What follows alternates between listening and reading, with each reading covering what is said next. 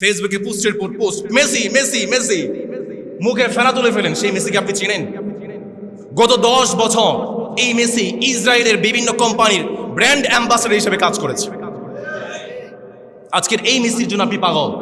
সেই মেসিকে আপনি দেখেন আব্বা। আপনি কি জানেন আর্জেন্টিনায় আজকে কত লক্ষ মুসলমান আছে? আজকে আর্জেন্টিনায় প্রায় 4,20,000 মুসলমান আছে। তাদের মানবতার জীবন যাপন করছে।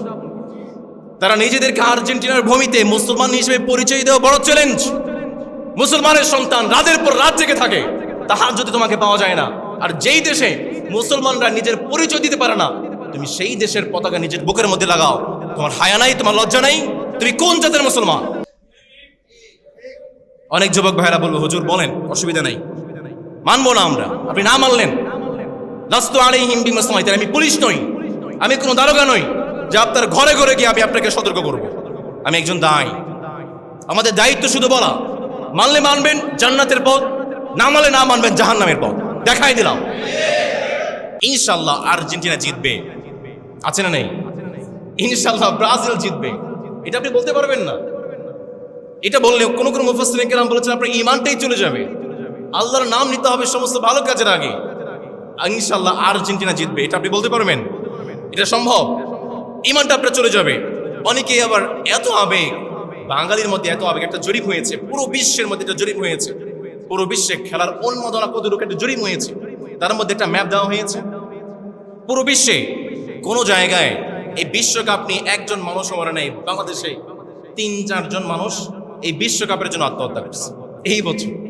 কি আবেগ! অনেকে এসে বলতেছে মেসি আমার আব্বা। আপনারা শুনেছেন? মেসি আমার আব্বা, আমার বাবার চেয়ে আমি আব্বাকে বেশি ভালোবাসি। মাঝে মাঝে অনেকে আবার বলতেছে ফেরাউনের জন্য ছিল মুসা, আর এই বিশ্বকাপের জন্য হচ্ছে মেসি। কোন কোন কথা কোন জায়গায় গিয়ে লাগাইছে? আমি যখন দাজ্জালের হাদিসগুলো পড়ছিলাম তখন কল্পনা করছিলাম, আচ্ছা দাজ্জালের অনুসারী মুসলমানরা হবে কিভাবে হবে? নবীজি তো বলেছেন হতে তো হবে, কিন্তু এই ঘটনা যখন দেখছি চোখের সামনে তখন আর বুঝতে বাকি নাই দাজ্জাল অনুসারীরা কেমন হবে। এমন কেউ আছেন এখানে যে আল্লাহর রাসূলকে ভালোবাসেন না? এমন কেউ আছেন?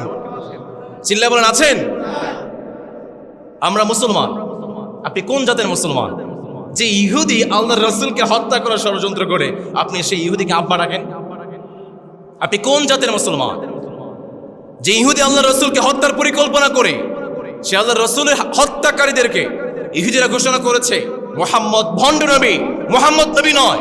খ্রিস্টানরা ঘোষণা করেছে মুহাম্মদ নবী নয়। যারা আপনার রাসূলকে ঘোষণা করে মুহাম্মদ নবী নয়, যারা আপনার রাসূলকে ভণ্ড হিসেবে প্রমাণ করতে চায়, আপনি তাদেরকে সাপোর্ট করেন। আপনি কোন জাতের মুসলমান? এখানে এমন কেউ আছেন ইসরায়েলকে পছন্দ করেন? নাই। চিল্লায় আপনারা আছেন কেউ ইসরায়েলকে পছন্দ করেন?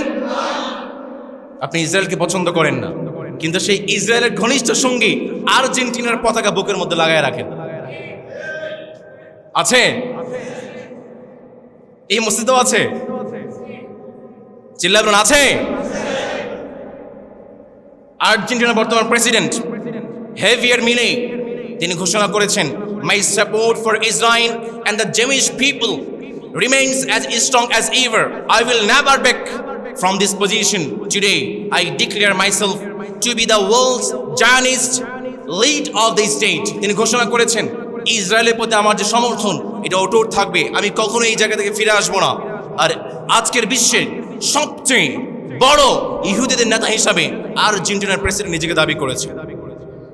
আপনি সেই দেশের পতাকা নিজের বুকের মধ্যে লাগান যেই বুকের মধ্যে আপনার রাসূল আছে, যেই বুক দিয়ে আপনি আপনার রাসূলকে ভালোবাসেন, যে অন্তর দিয়ে আপনি কোরআনকে ভালোবাসেন, সেই কোরআনের দুশ্মন।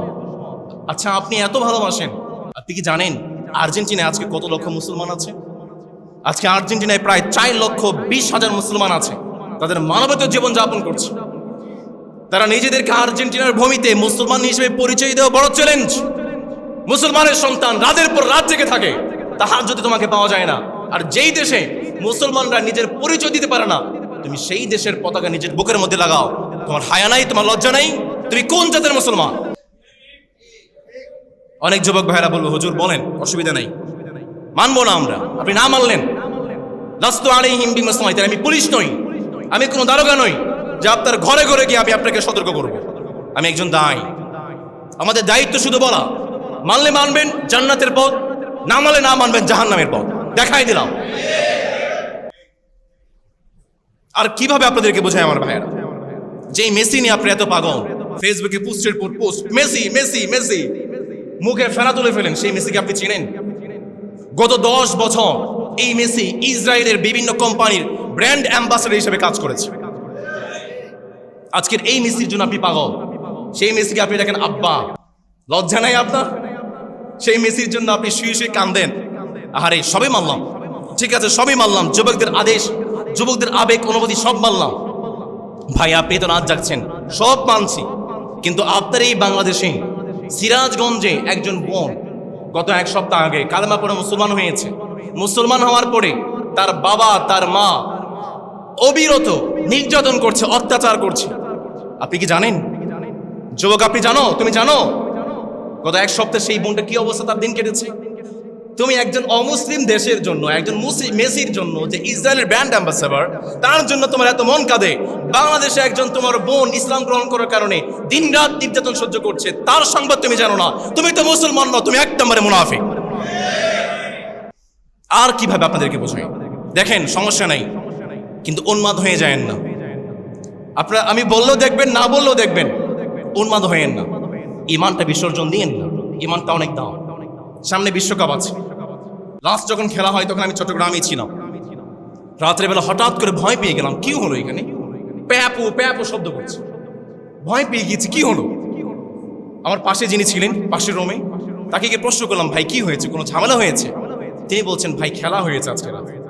তখন রাত বাজে 3:30, মাত্র তাহাজ্জুদের জন্য উঠেছি।